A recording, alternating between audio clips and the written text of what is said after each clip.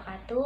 Perkenalkan, nama saya R.A. Stefanita Kusnadi dan tujuan saya membuat video ini adalah untuk memberikan review saya mengenai sebuah film yang berjudul Kala Benoa yang diproduksi dari Watchdog pada tahun 2015.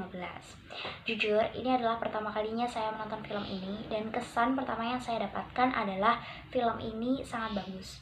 Dan menurut saya film ini harus disebarluaskan untuk dikonsumsi atau ditonton oleh generasi-generasi muda di Indonesia. Mengapa? Karena film ini banyak sekali memberikan informasi-informasi kepada kita mengenai wawasan atau suatu permasalahan yang sedang dihadapi oleh berbagai daerah di negara Indonesia. Film ini memperlihatkan tentang bagaimana kondisi suatu teluk yang ada di Indonesia, yaitu Teluk Benoa, tepatnya berada di perairan Bali, di mana pada saat itu terdapat investor dari luar Bali yang akan mengadakan proyek reklamasi di Teluk Benoa.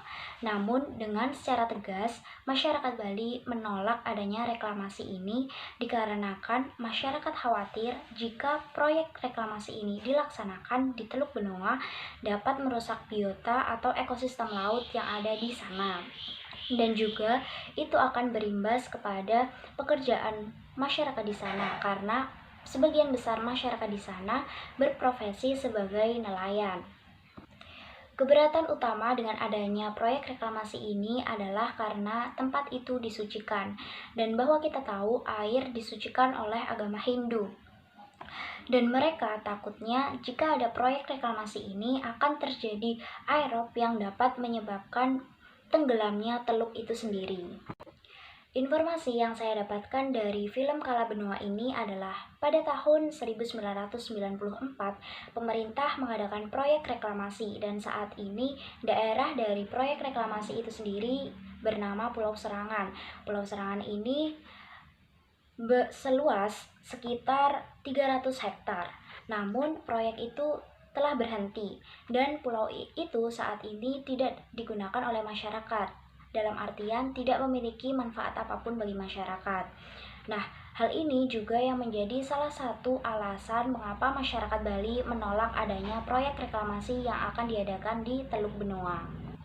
Selain itu, di film ini juga menginformasikan bahwa selain Teluk Benoa, di daerah Lombok, tepatnya di Lombok Timur, juga akan diadakan proyek pengambilan pasir, yang mana proyek pengambilan pasir ini menurut masyarakat Lombok itu dapat menyebabkan karang-karang mati dan itu juga berimbas kepada mata pencaharian mereka sebagai nelayan. Jadi masyarakat Lombok juga menolak secara tegas adanya proyek pengambilan pasir ini. Dari film tersebut saya mendapatkan terdapat beberapa istilah-istilah yang kurang saya pahami. Salah satunya yaitu reklamasi, yang dimana ternyata reklamasi ini adalah memperluas tanah atau daratan menjadi lahan yang siap digarap atau pembuatan daratan baru. Dan juga terdapat AMDAL. AMDAL ini adalah analisis mengenai dampak lingkungan.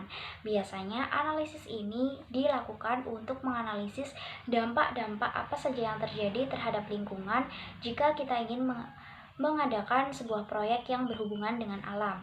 Kemudian ada mass tourism. Mass tourism ini adalah sebuah situasi di mana wisatawan datang berbondong-bondong ke sebuah destinasi. Yang keempat ada revitalisasi. Revitalisasi ini adalah suatu proses atau cara untuk menghidupkan kembali suatu hal yang sebelumnya terberdaya.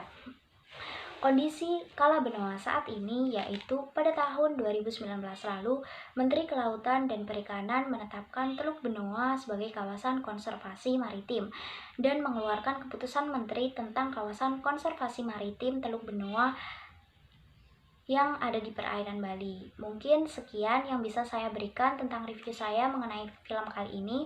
Ada salah kurangnya saya mohon maaf. Terima kasih. Wassalamualaikum warahmatullahi wabarakatuh.